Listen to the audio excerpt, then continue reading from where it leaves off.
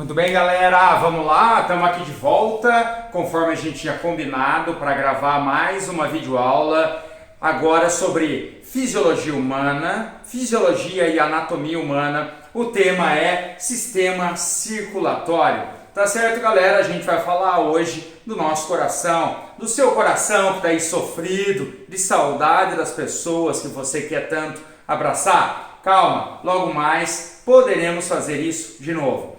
Tá certo, galera? Então nós temos aqui do sistema circulatório humano basicamente dois tipos de componentes. Temos o coração, que é essa bomba incansável que faz o sangue circular pelos nossos vasos sanguíneos o tempo todo, tá? Então nós temos o coração, que é uma bomba que fica no meio do tórax, mais ou menos aqui assim, levemente inclinado para a esquerda, ele não fica na esquerda como todo mundo fala, põe a mão no coração, mão no coração, tá? E os vasos sanguíneos, que são de três tipos, veremos mais para frente a diferença entre eles, artérias, veias e capilares. Tá ok, galera? Então, basicamente, em termos de componentes do sistema circulatório, nós temos esses dois itens, o coração e os vasos sanguíneos, que são subdivididos aí em três categorias.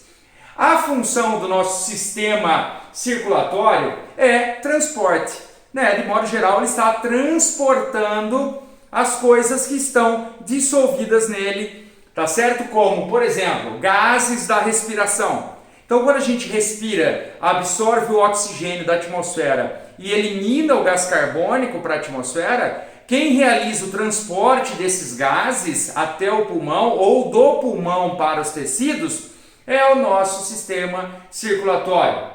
Nutrientes, tudo aquilo que você absorveu no seu intestino delgado, resultado da digestão do alimento que você comeu, deve ser também distribuído para as células que vão fazer uso desses nutrientes, também aí de responsabilidade do sistema circulatório. Excretas, é isso mesmo, tudo aquilo que você elimina pelo seu sistema excretor, ou seja, aquilo que você elimina pelo seu rim através da urina, até chegar ao rim para ser retirado de lá, ela estava presente no seu sistema circulatório.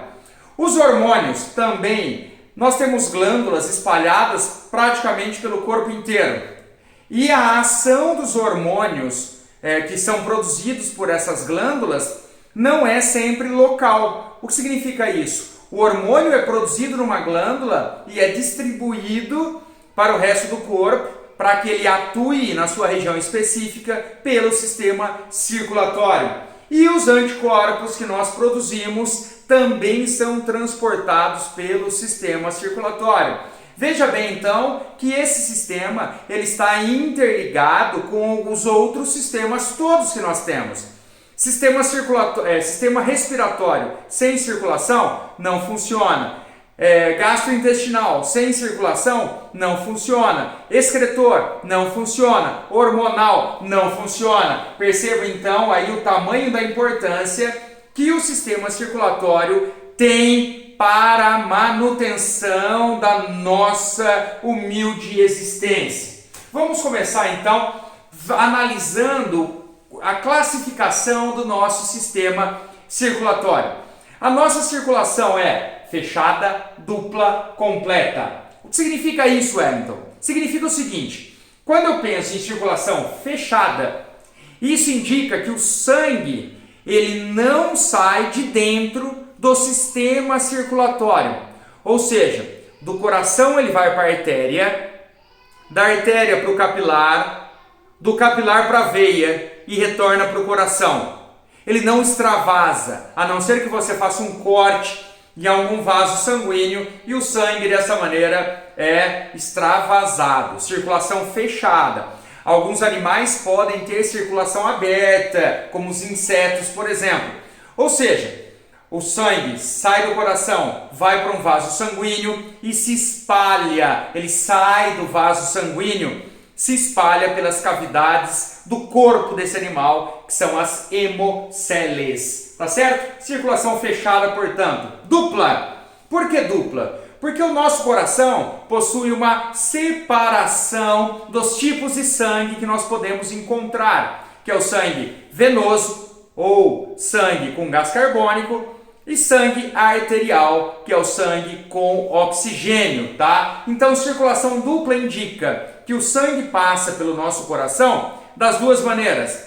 Ele passa com gás carbônico e com oxigênio ao mesmo tempo, tá? Circulação dupla e circulação completa. Por quê? Porque esse sangue rico em gás carbônico, juntamente com um rico em oxigênio, que chega ao coração, eles estão em compartimentos separados. Não existe mistura de sangue dentro do coração. Então lá, no nosso caso, lado esquerdo do coração, sangue com oxigênio. Lado direito do coração, sangue com gás carbônico, completamente separado, sem mistura de sangue, circulação completa. Qual a vantagem disso? Somos animais homeotérmicos, ou seja, a nossa temperatura corporal é constante, não muda de acordo com o ambiente. Qual a vantagem disso? Nós temos aí nos mamíferos, que têm o mesmo tipo de coração, uma distribuição geográfica quase que planetária inteira, né, de polo a polo, porque controlamos a temperatura corporal. Tá certo, galera? Então, fechada, dupla e completa. Vamos ver agora como é o nosso coração. Então tem aqui um modelo esquemáticozinho bonitinho do nosso coração, cortado no meio, olhando para dentro. 4 câmaras. As duas superiores, átrios. As duas inferiores, ventrículos. Então nós temos o átrio direito, o átrio esquerdo, o ventrículo direito, o ventrículo esquerdo. Percebam que aqui está colorido de azul e de vermelho. Isso é uma representação esquemática para ilustrar que o sangue com gás carbônico estará do lado direito, por isso pintado de azul. O sangue com oxigênio está do lado esquerdo, por isso pintado de vermelho, tá certo? Observe uma coisa aqui que vai ser útil para a gente daqui a pouco, que é a espessura da parede muscular do ventrículo esquerdo. Ela é maior do que a espessura da parede muscular do ventrículo direito, tá certo? Então, relembrando, átrio direito, átrio esquerdo, ventrículo esquerdo, 4 câmaras cardíacas completamente separadas. Entre os ventrículos, nós temos um septo interventricular que impede que o sangue daqui se misture com o sangue daqui. Entre os átrios e os ventrículos, válvulas, tá? Do lado direito, uma válvula tricúspide e do lado esquerdo, uma válvula bicúspide ou mitral. Tricúspide, bicúspide. Qual é a ideia dessa válvula, galera? Quando o átrio contrai, ele joga o sangue para o ventrículo. Quando o ventrículo contrai, o sangue tem que sair pelas artérias, ele não pode ter refluxo para o átrio, por isso essa válvula impede que haja esse refluxo, tá certo? Então quando nós analisamos aqui, olha lá que bonitinho, né? Então o sangue sai do átrio e vem para o ventrículo, e do ventrículo ele vai para as artérias para ser distribuído por aí. Nós temos 2 movimentos acontecendo ali, o de sístole e o de diástole. A diferença básica dos dois é, quando ele contrai, sístole, quando ele relaxa, diástole. Sístole, diástole, sístole, diástole.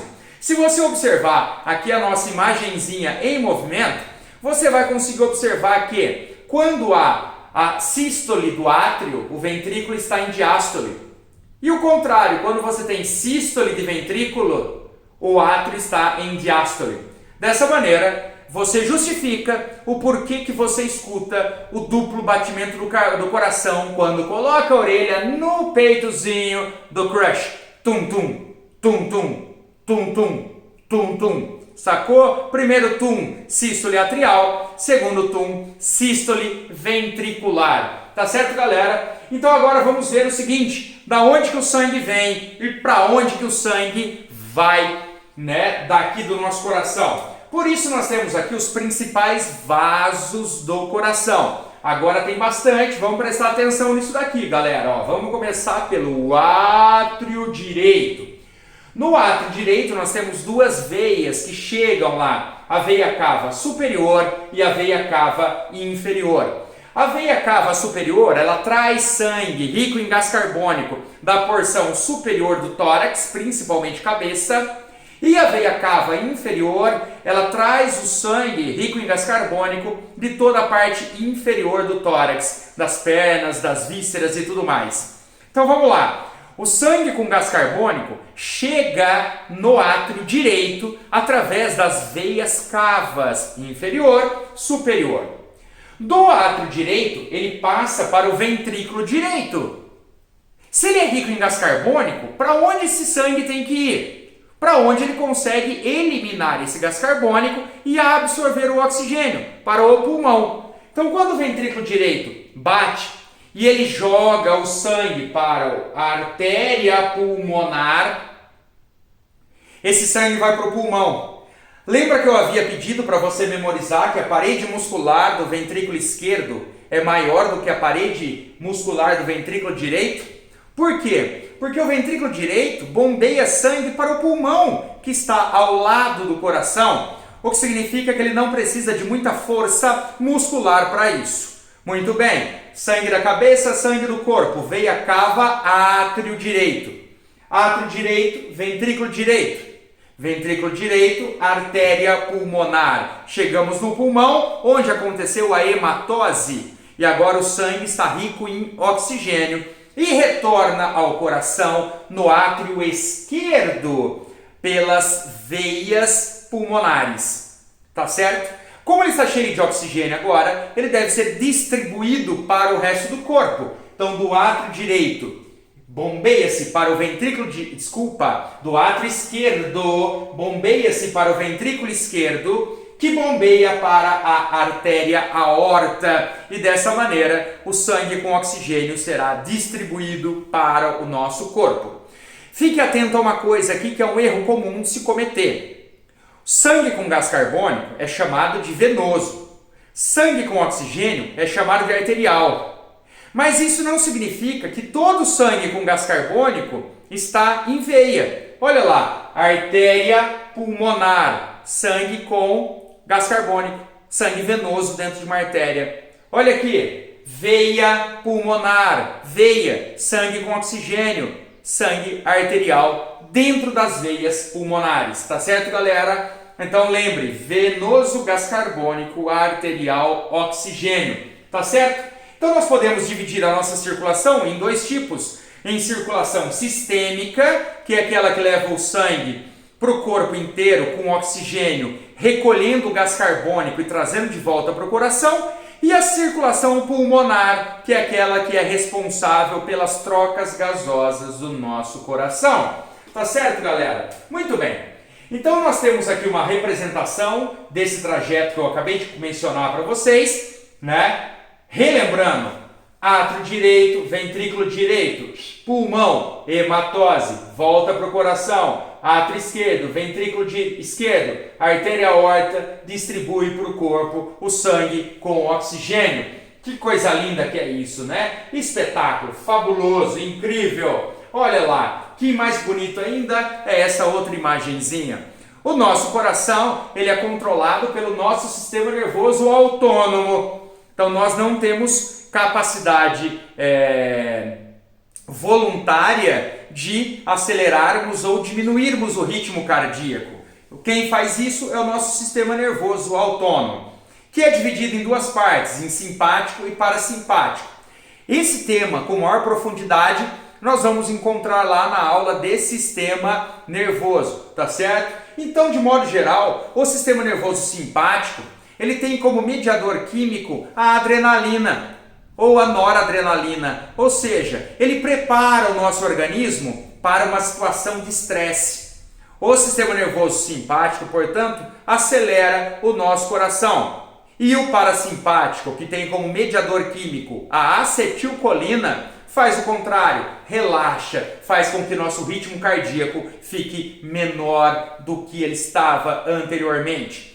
Tá certo, galera? Muito bem. E lá a gente consegue observar três coisas importantes. A primeira delas, aquela primeira bolinha amarela lá em cima, nó sinoatrial. A segunda bolinha do meio, nó átrio ventricular. E essa ramificação de células especializadas, feixe de His. Então nós temos lá nó sinoatrial, nó átrio ventricular e o feixe de His.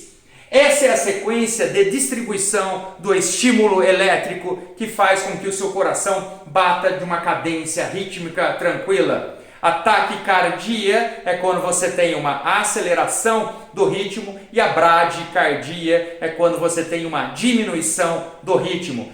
Controle nervoso, portanto, nó sinoatrial, nó atrioventricular e feixe de His. Muito bem, lindos, esse é o nosso coração e agora a gente vai discutir um pouco quais são os vasos sanguíneos que possuímos.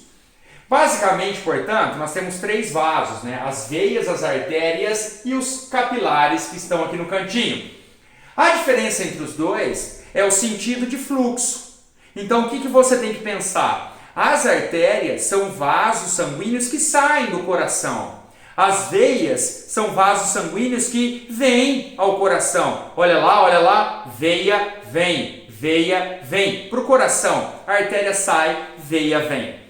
Se você pensou nisso, você também tem que pensar numa outra coisa muito importante.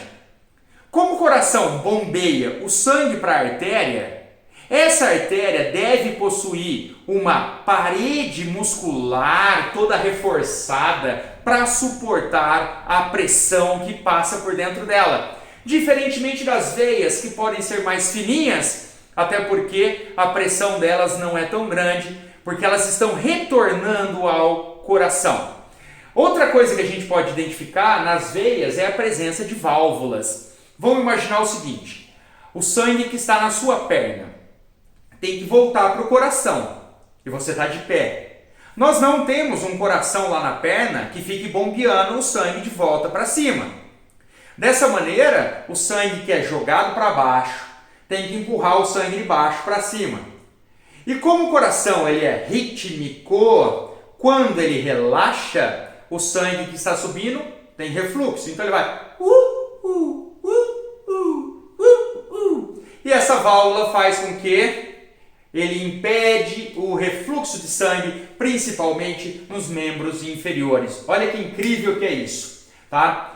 A transição entre artérias e veias ocorre a nível capilar. Os capilares são aqueles vasos sanguíneos de menor diâmetro possível, por isso se chamam capilares, que ele faz referência a um fio de cabelo, tá? É onde ocorrem as trocas de todo o material do interior do vaso sanguíneo com os tecidos que estão sendo irrigados por esses capilares. Então nós costumamos dizer que o capilar é formado por apenas uma camada de célula para facilitar justamente essa transferência de nutrientes. Aqui nós temos uma representaçãozinha bonitinha, direção de fluxo. A artéria sai do coração, ramifica, capilar, vai convergendo, veia e ele volta para o coração. Olha que incrível isso. Por isso que quando você vai aferir a sua pressão, você faz a aferição da pressão arterial. Então sempre aparecem dois valores, né? 120 por 80, 120 por 70. Por que 120 e por que 70? Porque a unidade de medida de pressão é milímetro de mercúrio. Então se você fala 12 por 8, 12 por 7, você tem que pensar que você está falando em centímetros de mercúrio, tá? Lembra lá do Torricelli, bonitinho na praia, fazendo o seu experimento. Tá certo, lindos? Então veja bem, a pressão 12 ou 120 é a pressão máxima, é a pressão sistólica, quando o coração bateu e jogou o sangue para a artéria. A pressão menor, 8 ou 80, é a pressão diastólica, é quando o coração relaxou, naturalmente a pressão dentro da artéria diminui. O que é perigoso? Você aumentar demais isso, porque imagina um vaso sanguíneo sofrendo pressão o tempo todo, pode ser que ele não suporte e se rompe. É claro que a artéria aorta não vai se romper com essa facilidade, mas pequenas artérias que podem estar no seu encéfalo, se romper, deixarão de levar oxigênio para o seu cérebro e você terá um acidente vascular encefálico, acidente vascular cerebral. Pode trazer sérios danos por isso. Dessa maneira, a pressão arterial deve ser muito bem controlada. Evite comer coisas com sal, tá? Principal motivo. Ah, mas é difícil, né? Eu sei. Muito bem, para finalizar, portanto, olha que lindo. Nós temos o coração bombeou sangue pelas artérias que se ramificaram aí nos capilares sanguíneos. Ocorreu a troca gasosa do oxigênio da artéria, do sangue arterial, com os tecidos. O gás carbônico dos tecidos entrou nos capilares, que deu origem às veias, voltando para o coração. E é isso daí, galera. Estudem, abraço, aproveitem a semana. Beijo!